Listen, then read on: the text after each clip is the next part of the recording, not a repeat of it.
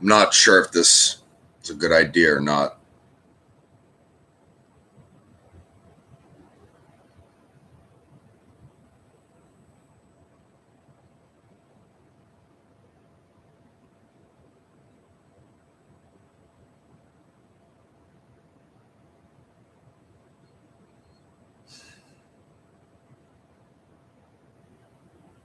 All right, I'm going to give this a try, but I may just take this down afterwards.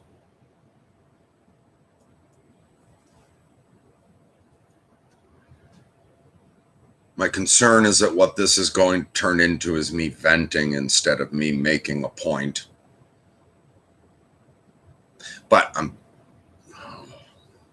fucking...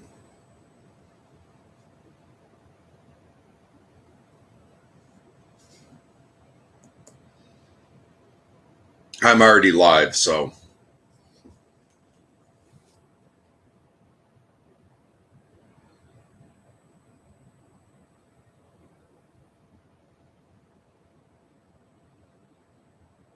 Someone said something to me that I'm having trouble dealing with.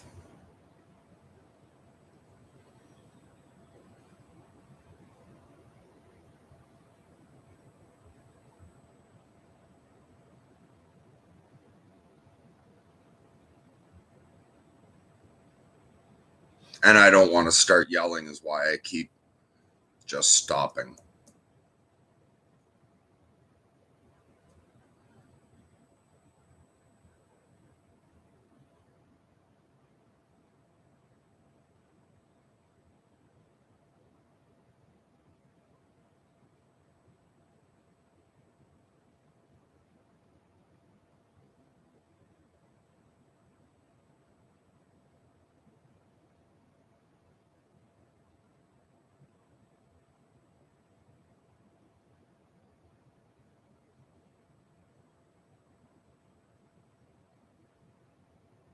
All right, fuck no. I don't know if I can do this.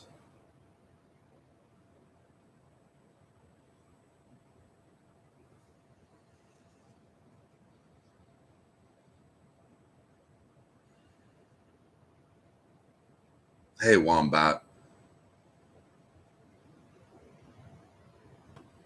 All right, fuck it. You're here, Rob. I'll try to say this. If I snap over and start fucking screaming, I'll take it down.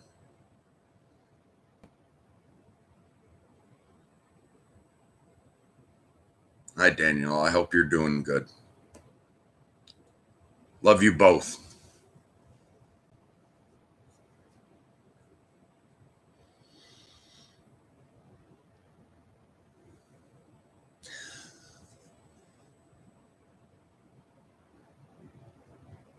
Last night I took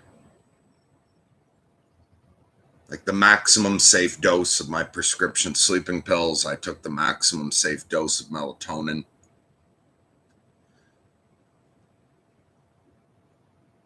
Did my best to meditate, have the right headspace and everything to get a good night's sleep. I didn't even get 5 hours. I still have the fucking drugs in my system. I can still feel the fucking sleeping pills, but I couldn't sleep. I woke up.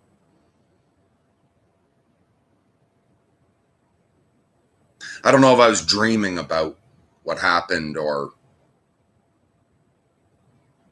I woke up with the shit that happened recently just flooding me. Fury and... No, I don't even want to describe the state I woke up in. I called somebody.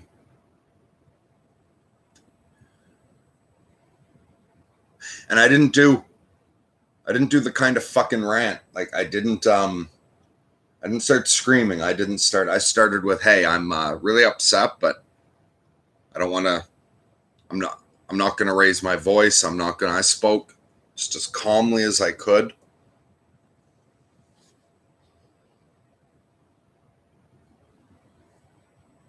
And I wanted some advice on how to protect myself.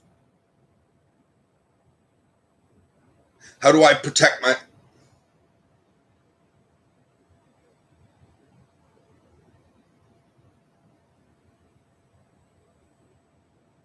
I don't know that I can say that without screaming right now.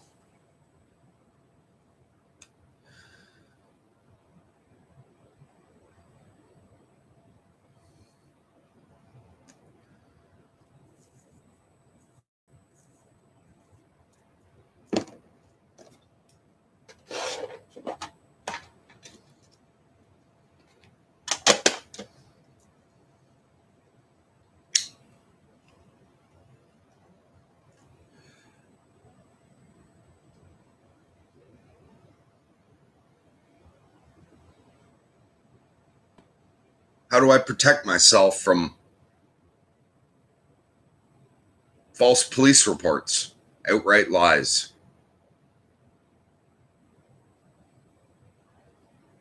Because me and this person talked a bit. The thing that they said that I just am having so much trouble getting out of my fucking head. And the thing that is, I thought, to put out the message, don't fucking say this to someone with a major mental illness.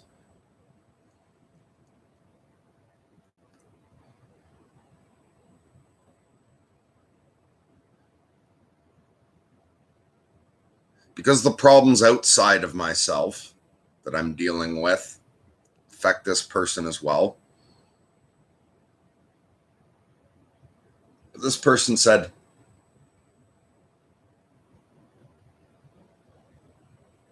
angrily, I have all the same problems that you have, and I have to worry that you're going to have a fucking breakdown.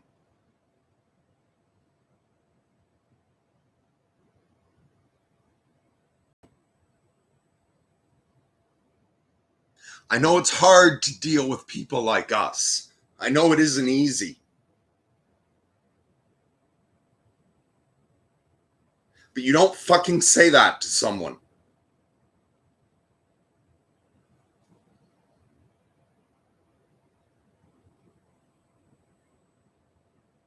Because it doesn't look like anything from the outside.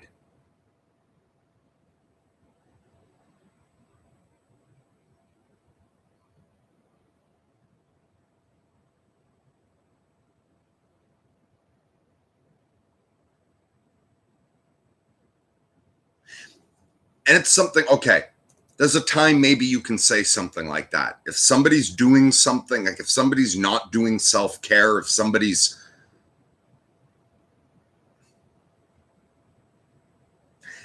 not eating, if somebody's not taking a medication they know they need to take, if somebody's fucking shooting up heroin and you want to make like a point of how hard it is on other people. But if somebody's doing the best they fucking can,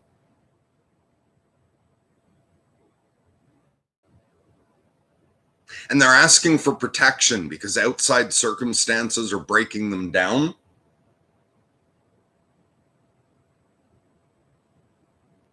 don't act like you have any idea what people in fucking mental institutions or who commit suicide go through.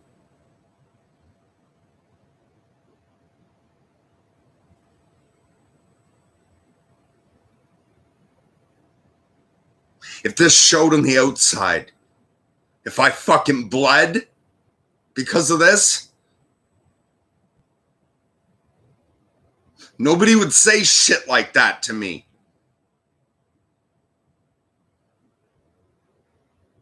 You wouldn't tell somebody that was literally stabbed in the back.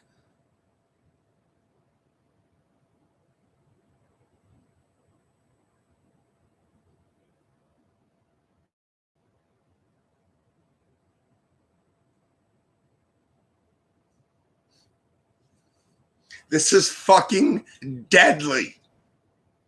Look up the statistics on bipolar people committing suicide.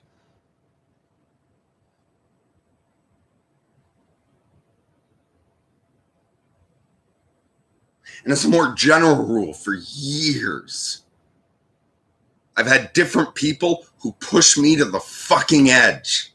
And when I say this is getting too much, this is getting too much, they want me to behave and push myself for outside circumstance.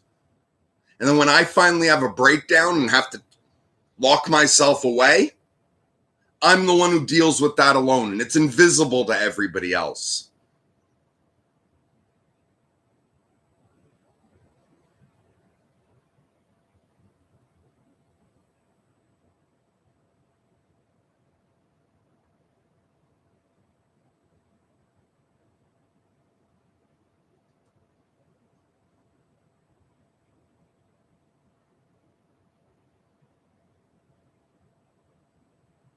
People who aren't bipolar or schizophrenic or anything else like that have no fucking idea.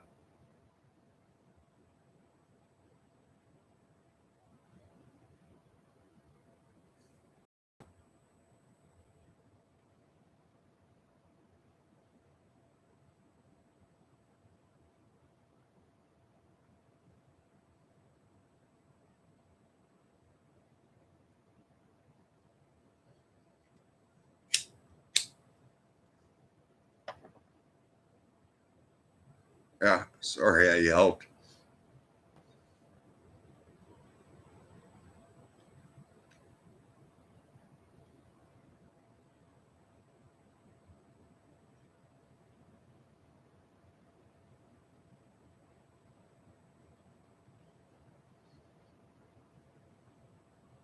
Tired of having to struggle. No one else can see.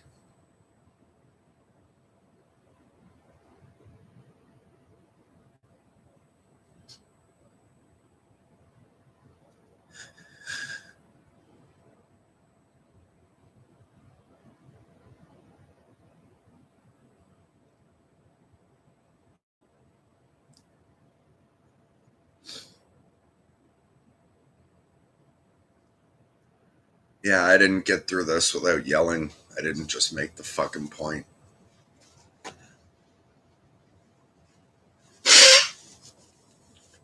I'm gonna stop now.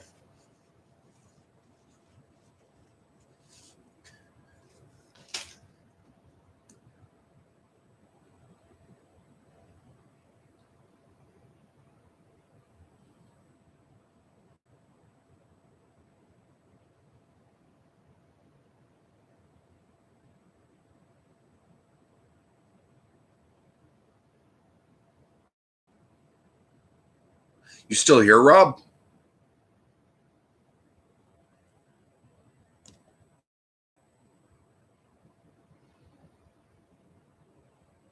Okay, you are. I'm sorry. I'm going to ignore everyone else for a second and just talk to Rob. Do I go offline now and take this down? Or is this helpful to other people like us if I leave it up?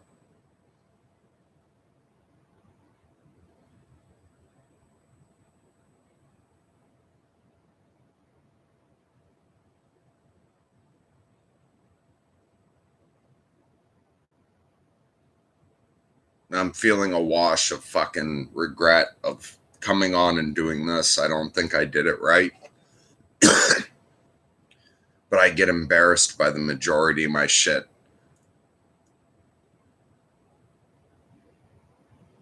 So sorry not to put too much pressure on you, Rob, but what do you think? Do I just stop this and take it down? Or is that going to possibly be helpful to someone else like us?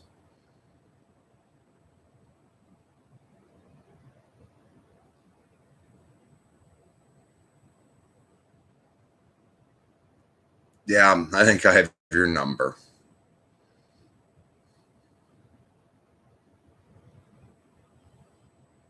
It's helpful to you? Okay. All right. Fuck it. I will leave this up.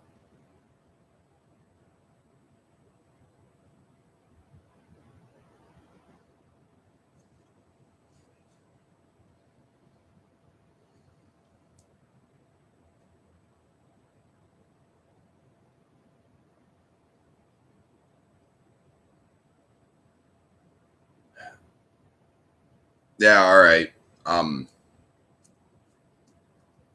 Hold on. I'm gonna listen to Mr. Pastor. My water bottle's empty. I'm gonna grab some water. I'll be right back, and I'm gonna try to come back in a calm state. Tired of fucking yelling and crying in public.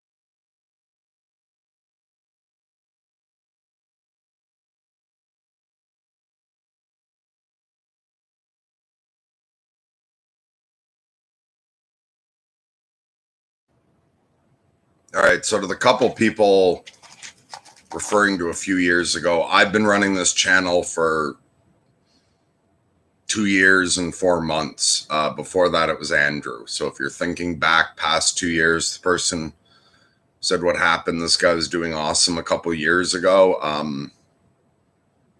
Jeff, I don't know if you actually mean me or if you're thinking back to Andrew.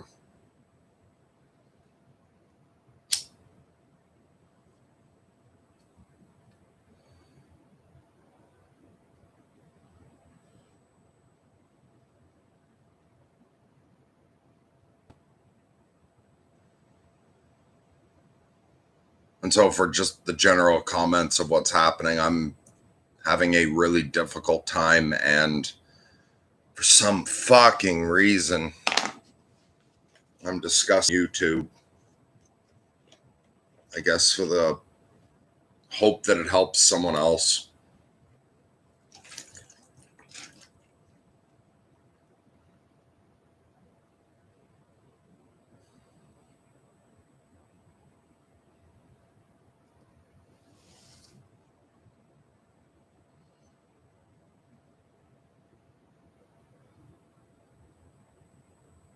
Wombat Rob says, I definitely know how dehumanizing stigma is.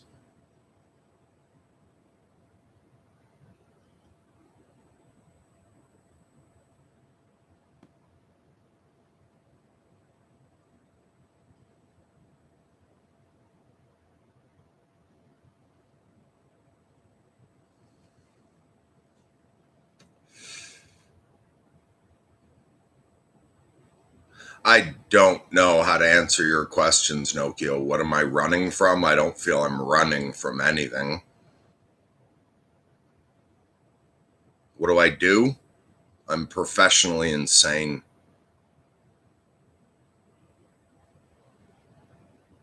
Meaning I'm on disability.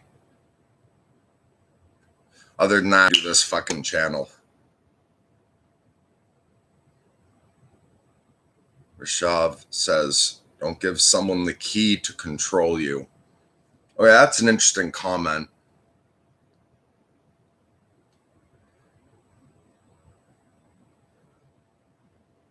Part of me really strongly agrees with that. But that part of me also says you can't trust anyone.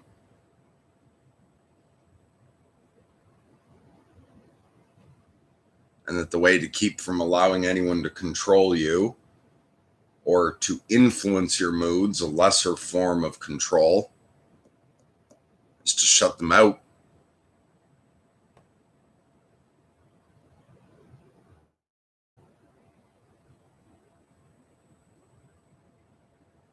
What does that say? Knox no army, but you are also important.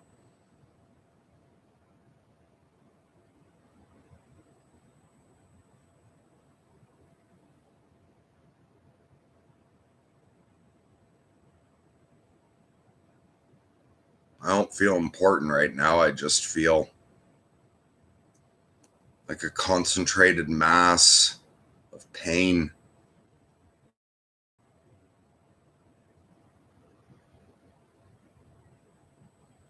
Finocchio says, what do you mean by insane? My diagnosis is bipolar type 1. So I mean insane.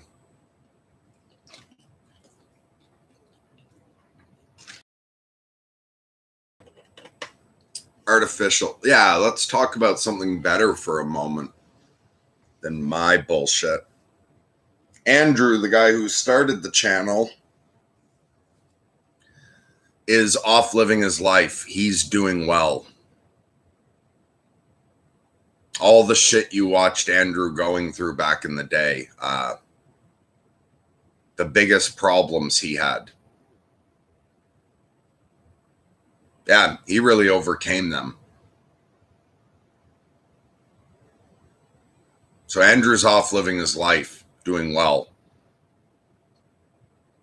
Fuck, I said that as if me and Andrew are still friends. I haven't talked to him in a while because I haven't talked to most people in a while because I haven't been doing well. But yeah, me and Andrew are still good friends, and he's doing well.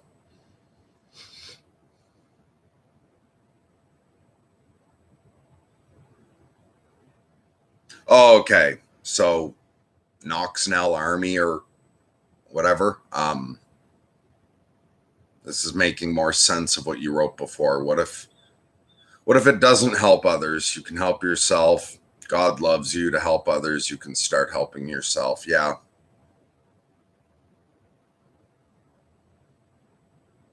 Yeah, I'm working maximally on my self-care.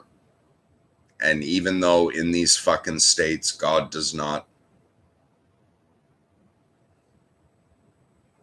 seem as real, or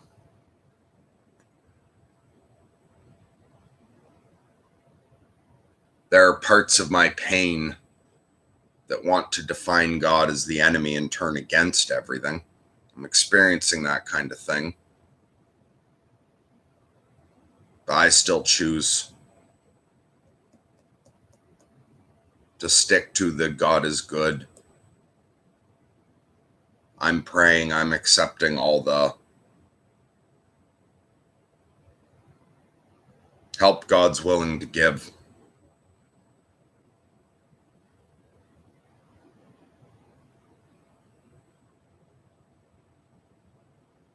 And maybe it helped me a little bit.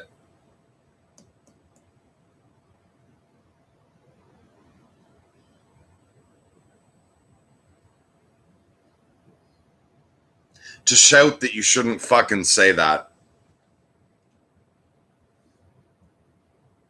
And actually be heard. Instead of just screaming it in an empty house. So maybe as embarrassing as this stream and the one yesterday are to part of me, maybe this one helped. Because I feel past that one fucking issue now.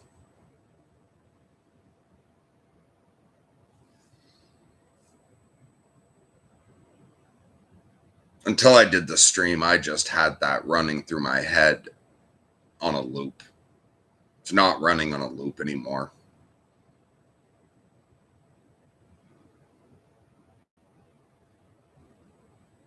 So maybe this embarrassing catastrophe was helpful to me. We'll see. Or maybe, I don't know.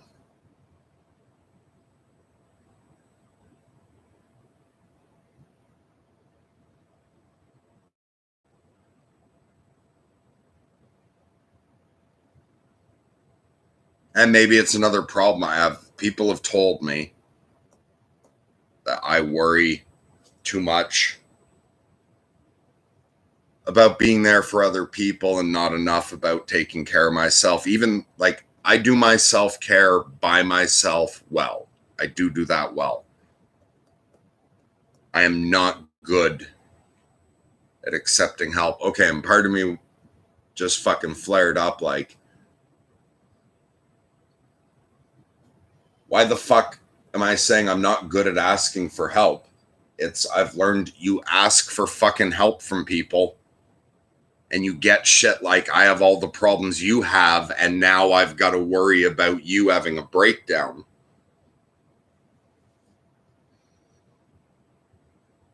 So yeah, part of the reason so the point I was going to make is I don't think about what the channel can do for me. I think about how the channel can help other people. And I've had people tell me I should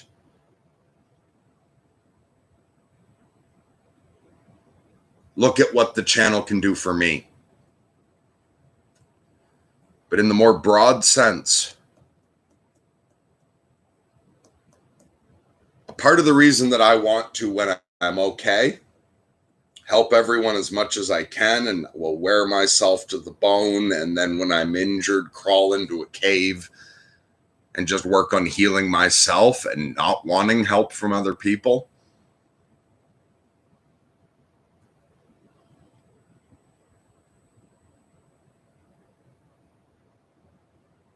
It's 'cause sometimes when you ask other people for help, they attack.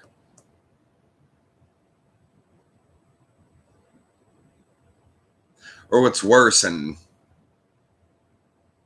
I hope I didn't say anything negative towards the person. I hope I just said things like, you don't fucking say that to someone. Because I don't blame the person. Because here's the other thing. Even if someone wants to help, they don't know how.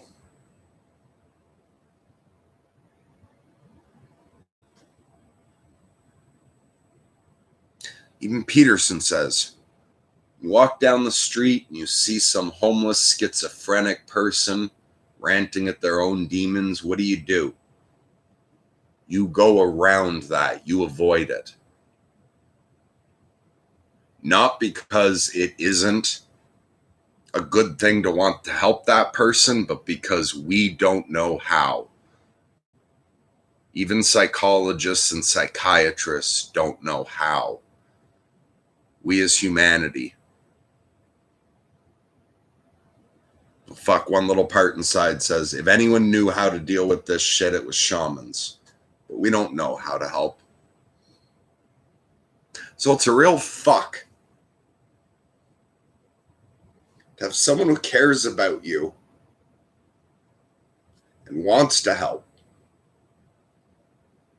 because they don't know how. And people like to help in a way where you help and it's fixed. People don't like to help and there's still a really bad issue. They've just ameliorated it a slight bit.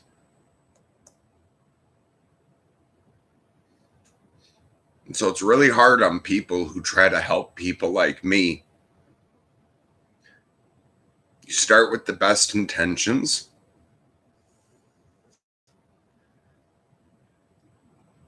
You even stick with the best intentions. But it's frustrating to try to fix them. You ever seen somebody trying to fix a car or a radio or something? They work so carefully at it for so long. And something goes wrong and they pick up the fucking wrench and smash it.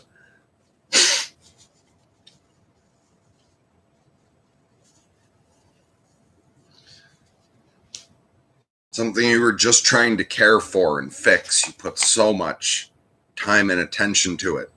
And then you're trying so hard and something else goes wrong in it. And so you just go fuck and start smashing it. It's hard not to do that when you're taking care of somebody with a problem that doesn't go away.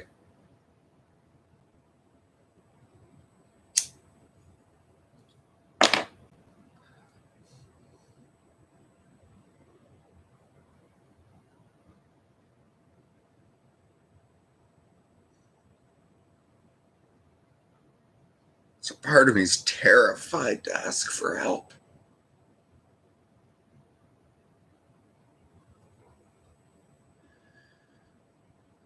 You let your guard down.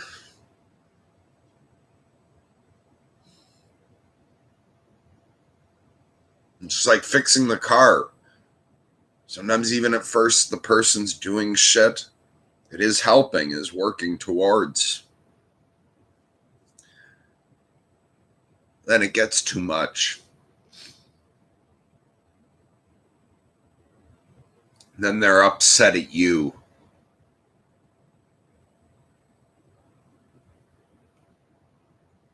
And you're the engine being hit by a fucking hammer because you didn't get fixed properly.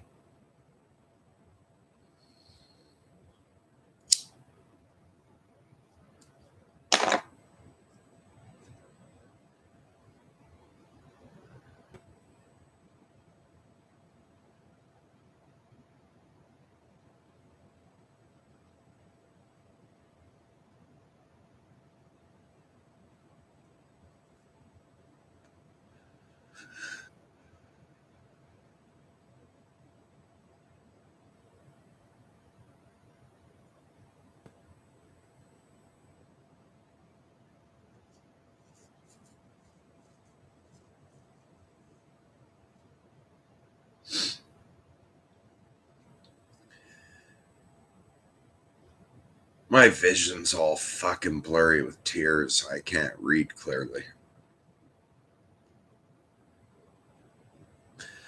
But I see that Grizz is here. Hey, Grizz. Hope you're doing well, brother.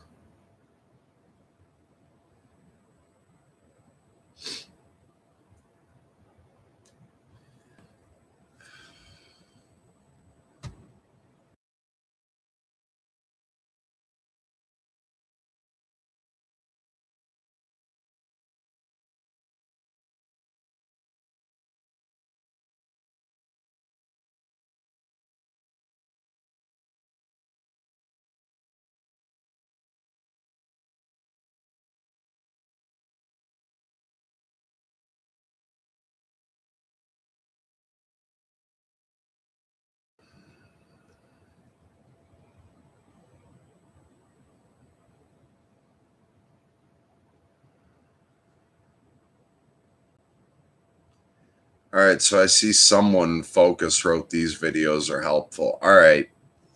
Fucking thank God for that. I'm going to try to scroll up and see if I can read what's been written, but I don't know if I'm going to respond to anything.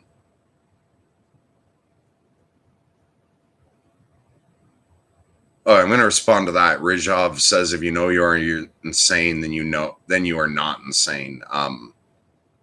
That's a very common little phrase that people use a lot. But as far as I can tell, that's just bullshit. It's like saying if you know you're drunk, you're not drunk. If you know you're tall, you're not tall. No, I know I'm insane and I'm insane.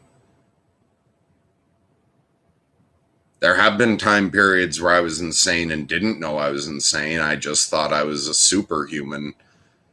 I just thought I had superpowers and fucking, yeah. But no, there's plenty of schizophrenics who know they're schizophrenic. And it won't stop them from seeing whatever it is they see. They'll still be schizophrenic.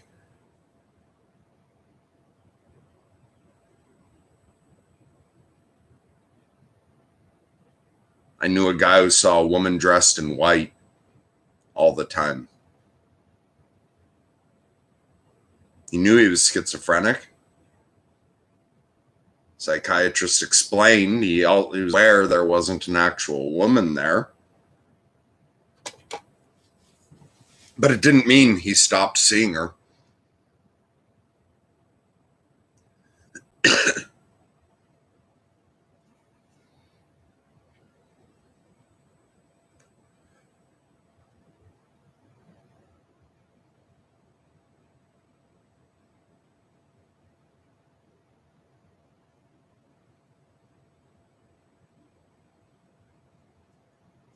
Knowledge of good and evil requires the numbing of sensation and presence, otherwise you can't really get knowledge of evil.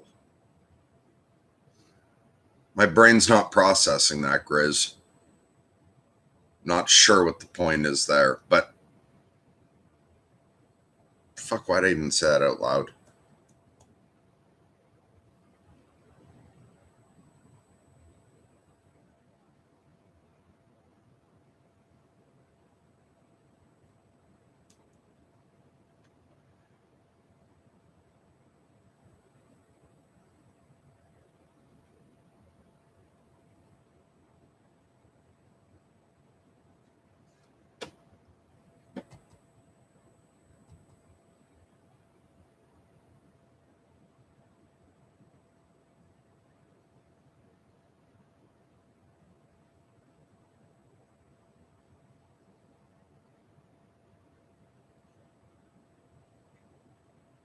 All right, maybe I apologize too much, but I'm going to apologize that I'm reading every comment. I can't respond to it all. I'm going to respond sporadically, and that's not a comment on what's worth responding to, even. But this is an easy one to answer, so I'm going to answer Draken. Why Mercury black? Does it have to do with the god Hermes? And why black? Does it have to do with the darkness?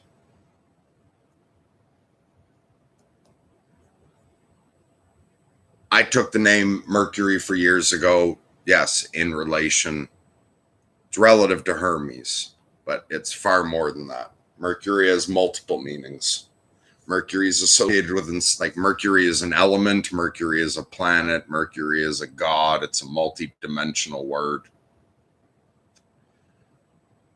I took it for all of those reasons.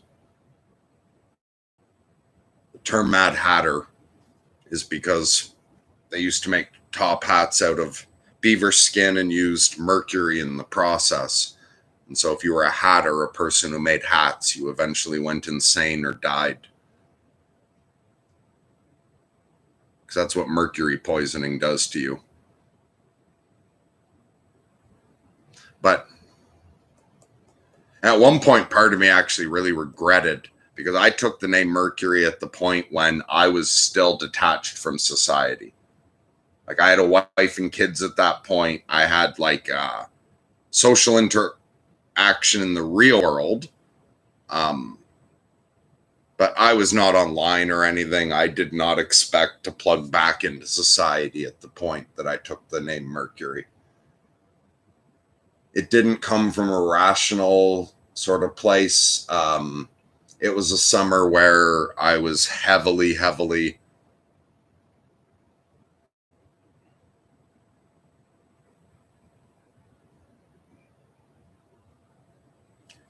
okay, I'm going to sidetrack for a second. My last live stream, my last full moon, I had commented that when the outer world's stable, I will go further into the magical world.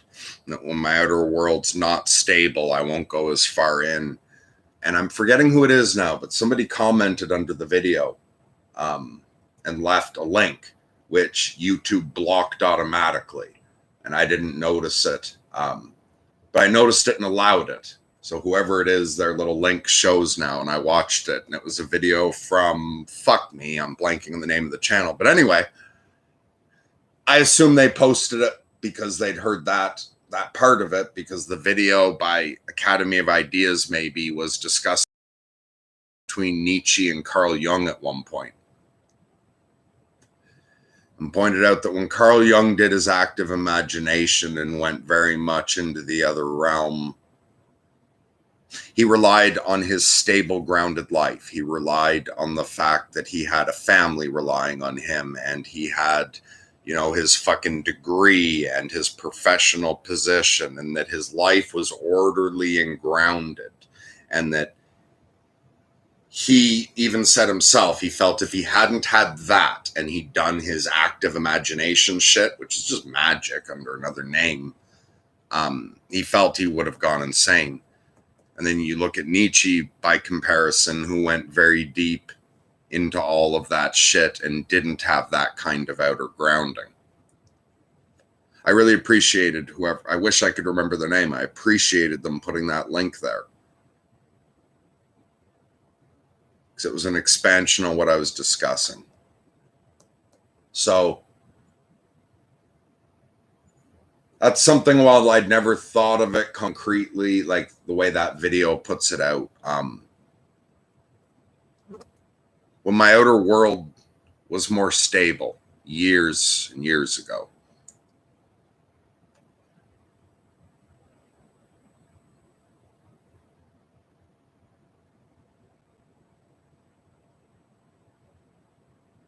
I spent a lot more time going much further into magic. I would allow myself to sleep less for a few days. Like I would take these periods of a few days where, I'd cut myself off. Often I do it if my wife and kids are busy for a few days or whatever. But fuck, those details don't matter. But anyway, I would do magic where it was like I would spend 2, 3. I can remember sometimes even like, if I had a week to myself, I would take a week where the entire week was kind of a magic ritual. Or in another sense, I would build up towards a magic ritual at the end of the week.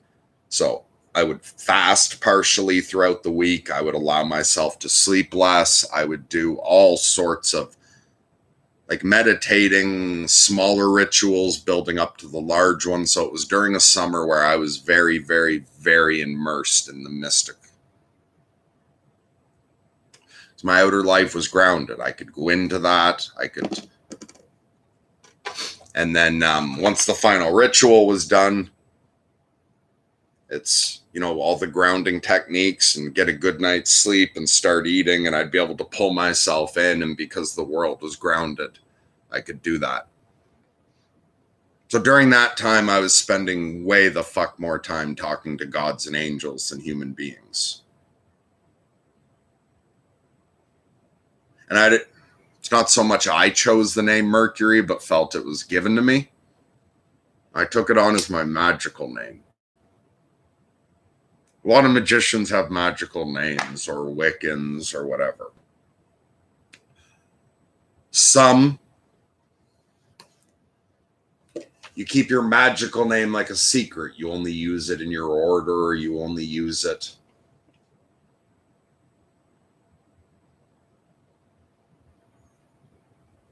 And some people do take on their magical name as like their real name.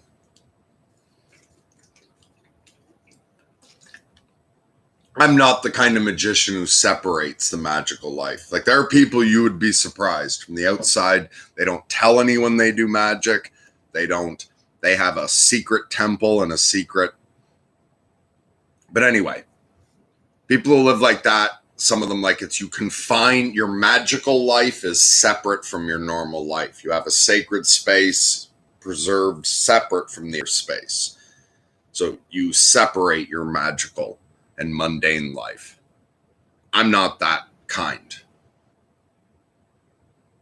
For me, my spiritual and magical shit has just bled into every moment of my life. And so I decided just to take that name. And I even filed like the paperwork to legally change my name and everything. Couple rounds of paperwork, paid all the fees. And then the Quebec government made it needlessly difficult for me to change my name. It dragged on, and then at one point I fucking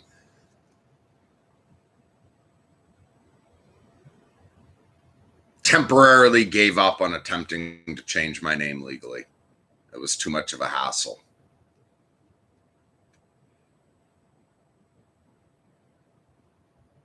But as far as black goes, it has nothing to do with darkness. Black's my name. Black's my family name. The creek that flows down behind my house is named Black Creek, after my family. So I didn't choose the name Mercury Black. I just took a different first name.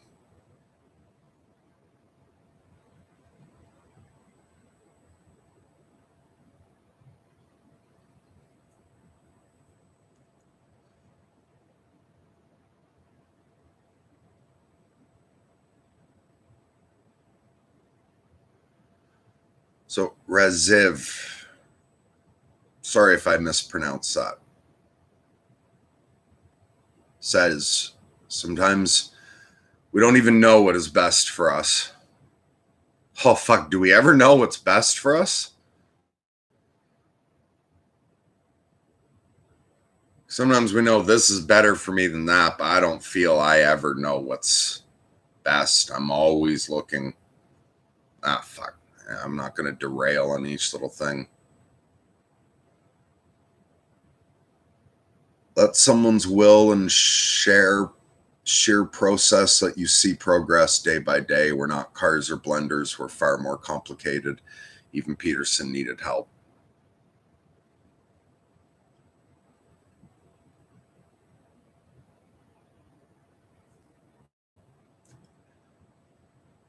Yeah, when I was explaining my aversions to asking for help, my difficulties with it, that wasn't, I wasn't defending that position.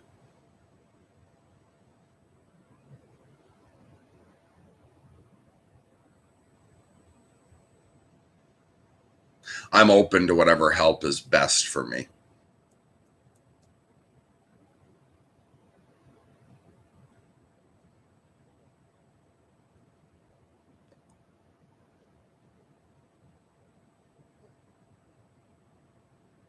Okay, artificial, I think, is making a good point here. Our big brains are part of the problem. We can reason and justify the most cruel things, even or especially when we do them to ourselves. Absolutely.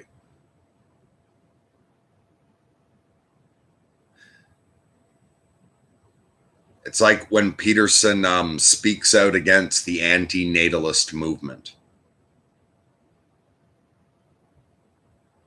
It's not because you can't make a reasonable and logically justifiable argument for antinatalism. So you got to be careful about what our brains can do. If you're smart enough, you can reason and justify just about anything.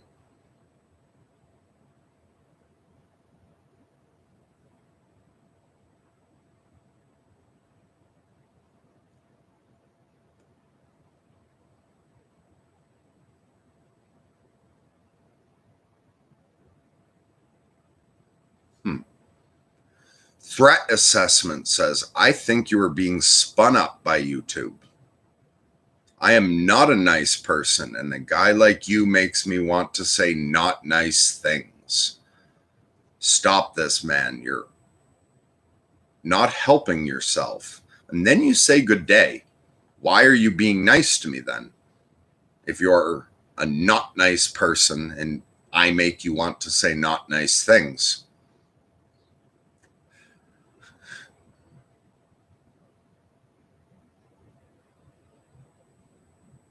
Or do you feel that you're being not nice by telling me, like, it sounds like you're actually coming from a place of caring, saying, stop this, man, you're not helping yourself.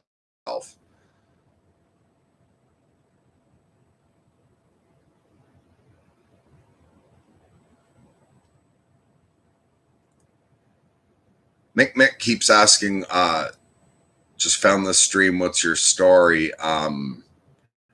Yeah, I'm not going to start back at the beginning. I'm some fucking lunatic who talks about the shit he goes through in live streams. If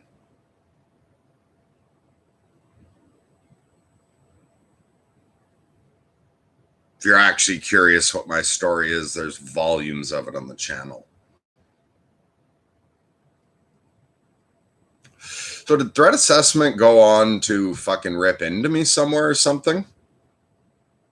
No, that was all threat assessment wrote. You still here, or did you leave at good day?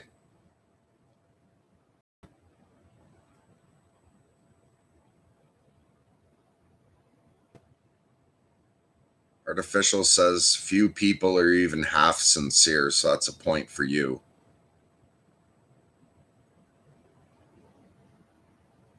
I have no problem with sincerity or authenticity anymore.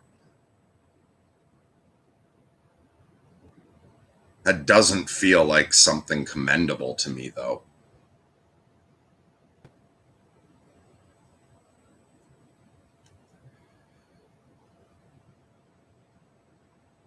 Okay, Draken says maybe your magic name is no longer useful to you. Maybe you should change it to another magical name. Sounds like an interesting idea to explore.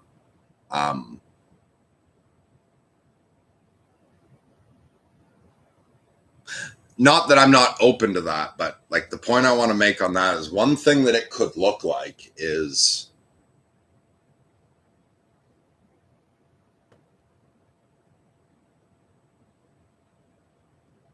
it could look like the shit that I've done to pull myself together isn't working.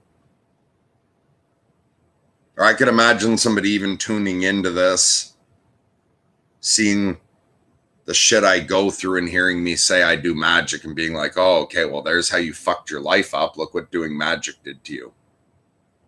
But it's you got to compare yourself to who you were yesterday, not today.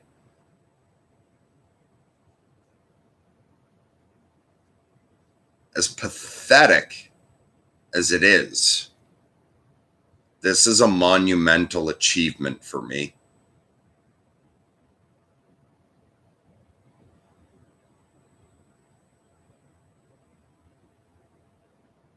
There's different kinds of bipolar. In Europe, I think, like, along with being diagnosed type 1 or 2, I think you get put in a scale of 1 to 10 as well. We don't do that in North America. I'm on the high end of bipolar. My first cycles were 3 years long, total psychosis. I'm not going to tell the stories. The stories are already on the channel fucking somewhere of me being dragged naked, bloody, and fucking cuffed hands and wrists into mental hospitals.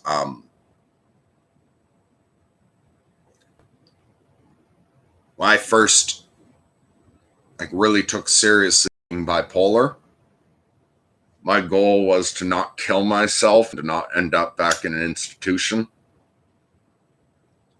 And I was highly doubtful I could do that.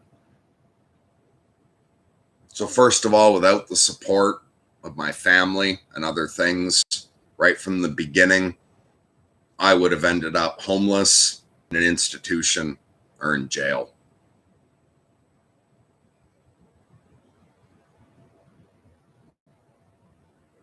Me even 6 years ago would not have believed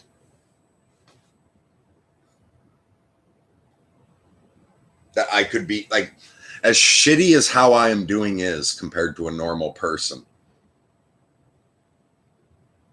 Compared to me at my worst, when Peterson says you write out the hell and you write out the, the worst and the best. As pathetic as it is, this is me doing phenomenally well.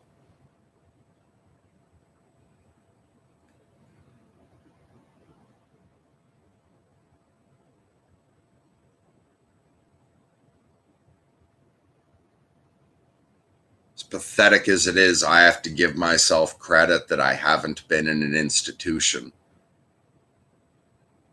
in how long now? It's 21, so 10, 11, 12 years.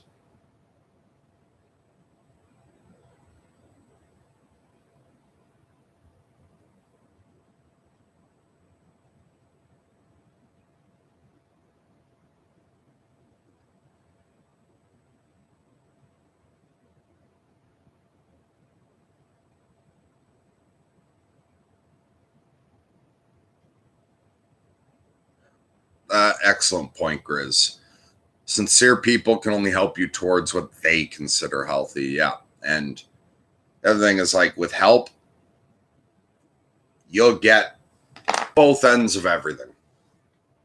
One person will help you by trying to convince you to get on medication. Another person will help you by trying to convince you that the pharmaceuticals are all evil and you need to be off of medication. Get some hippie who tells you you got to smoke weed and it'll help, and you get someone else who tells you that'll make it worse. Get some priest who tells you you've got to join the church and stop looking at anything spiritual outside of the church. Then you'll get some other spiritual person of a different spiritual tradition who says, no, you got to get the fuck away from the church.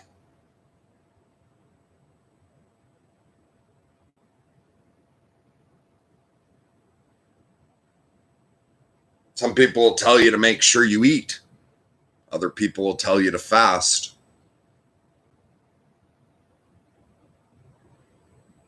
And we're all such stupid fucking apes.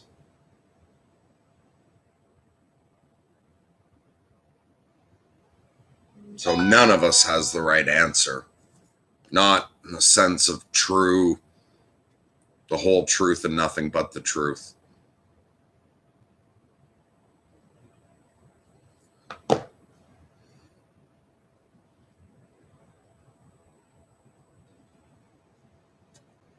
Okay, Mick says, you say you're a lunatic. A lunatic wouldn't have a coherent knowledge of magic and the spiritual. Maybe it's you think too much. Have you ever tried ayahuasca? No, I haven't tried ayahuasca. I've done psilocybin, but I think those are unrelated. You can be crazy and intelligent. You can be crazy and disciplined at a practice. You can be crazy and good at karate. You can be crazy and learn meditation or magic. It's unrelated. And in fact, because you can take whichever fucking, someone else can make the exact opposite point. But if like Dr. Polemeni's book, Shamans Among Us,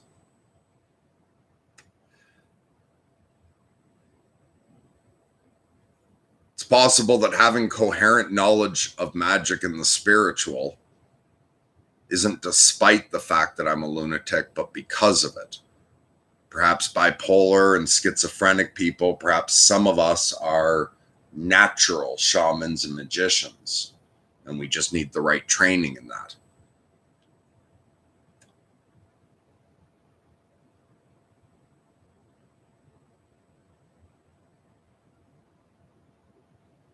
But to me, that's not being no longer a lunatic. It's finding the divine form of lunatic. Like something will have its shadow form and its golden form. The shadow form of lunacy is the pathological mental illness that is destructive. The golden form of insanity is when you learn to use that.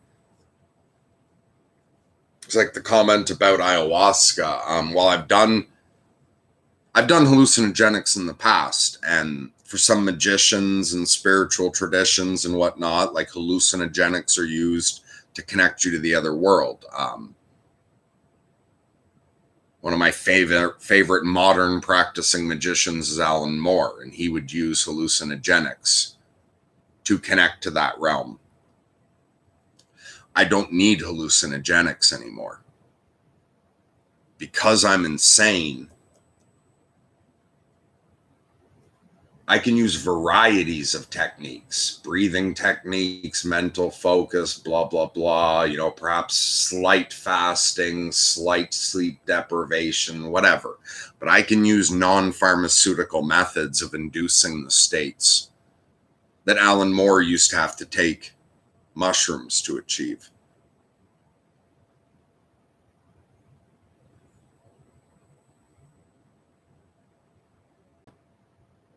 And if you've got the right grounding, if the world is okay for you to go on your fucking vision quest or whatever, then you can come back to something that's not in turmoil and conflict. It's nice to step back and forth between the worlds.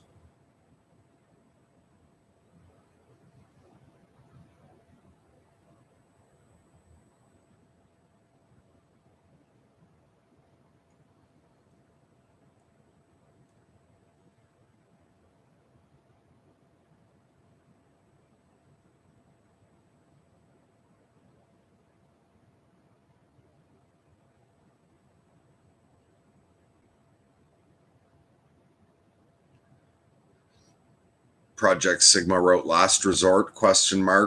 Often what's done when feeling we have little to lose.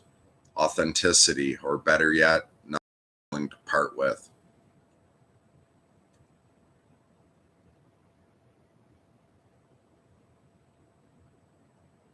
Yeah, I think that's partially why I'm not proud of my authenticity or sincerity.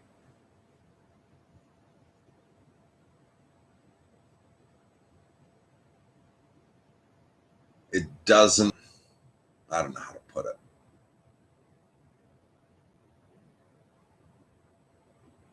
It comes from being broken down to what I am. It's not that I heroically said, people hide behind masks and try to make themselves what they're not. People are inauthentic and insincere, and we are all liars. I shall overcome this. I didn't set out to do any of that.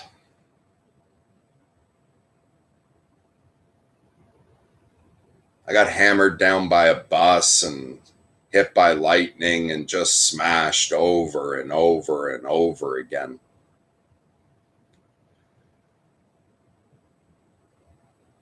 Until everything but the truth was broken away. And so that's all I have anymore.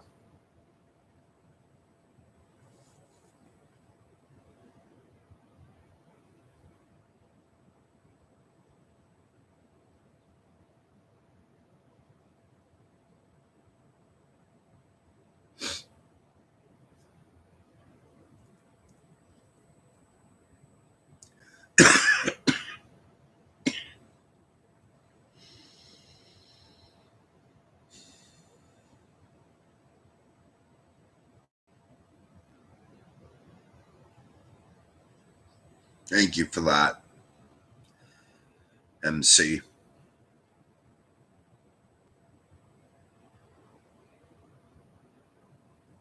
MC wrote, let me tell you, it's a monumental achievement what you've done by the sound of it, buddy. Right in this moment, that means a lot to me because I feel both ways about everything.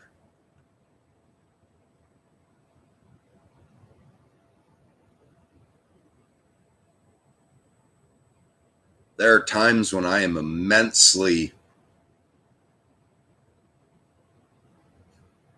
word proud is so loaded. I don't mean the arrogant version of pride. I mean, you do something, you do it well, and you feel genuine pride in something. Sometimes I feel so proud of what I've overcome. Sticking to the spiritual discipline, no matter how hard it gets.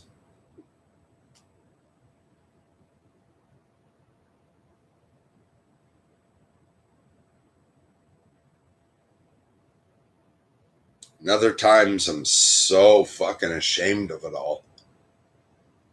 Seems like such a pathetic goal. Oh, you didn't kill yourself and you didn't have a breakdown. You fucking loser.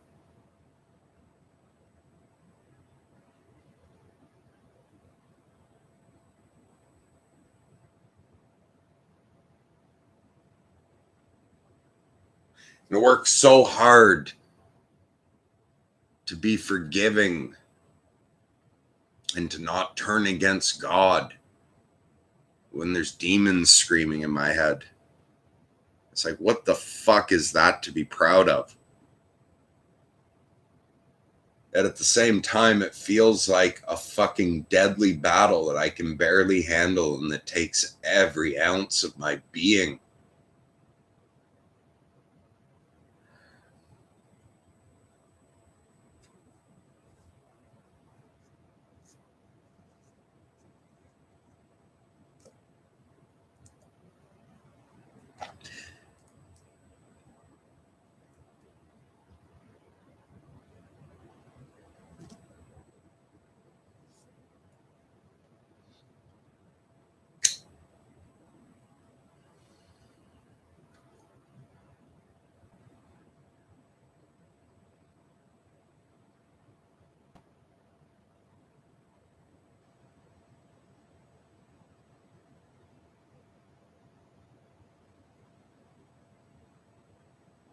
Sorry for skipping people.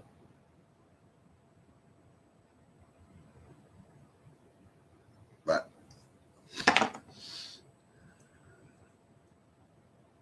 I'm going to jump down to MC's follow-up. God is testing you. Look at what happened to Job.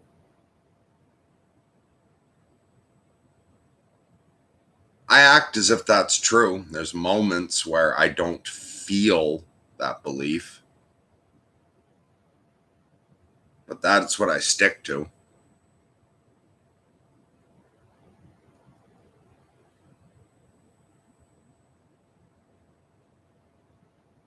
Even if Sam Harris is right, and that's all just opium for the masses. For me personally, when it comes right down to it, at the base level, what gets me through the worst of the worst of the worst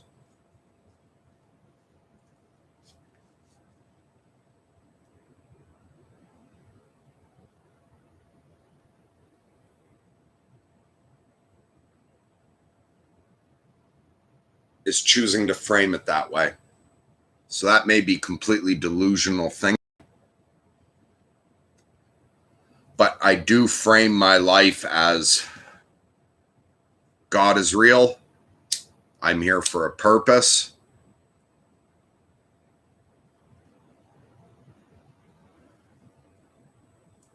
These are a combination of lessons and tests.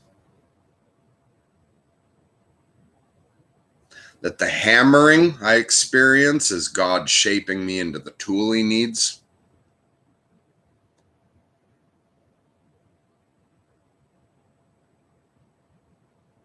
And that even when it feels like all of reality is evil and turned against me,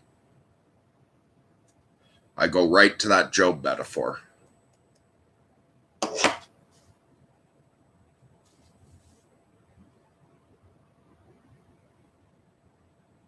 And even though it doesn't seem reasonable at times, I stick to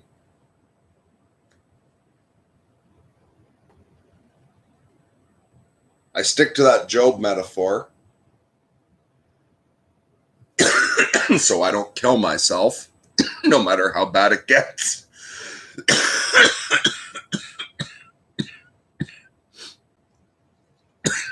And I don't stop trying to walk the holy path, not with any hope that it pays off in this world whatsoever.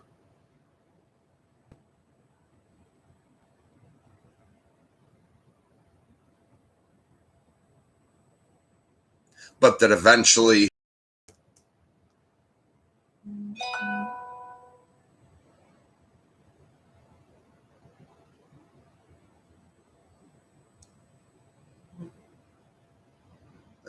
it leads to sitting in the company of saints.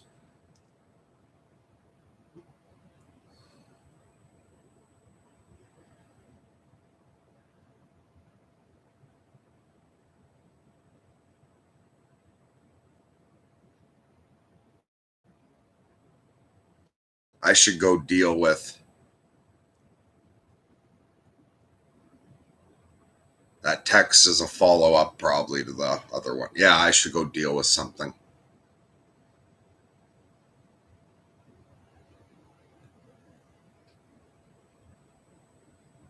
So I hope this wasn't a fucking downer on anybody. Those of you that care about me, don't worry, I'm not going to give up. I don't want anyone worrying about me.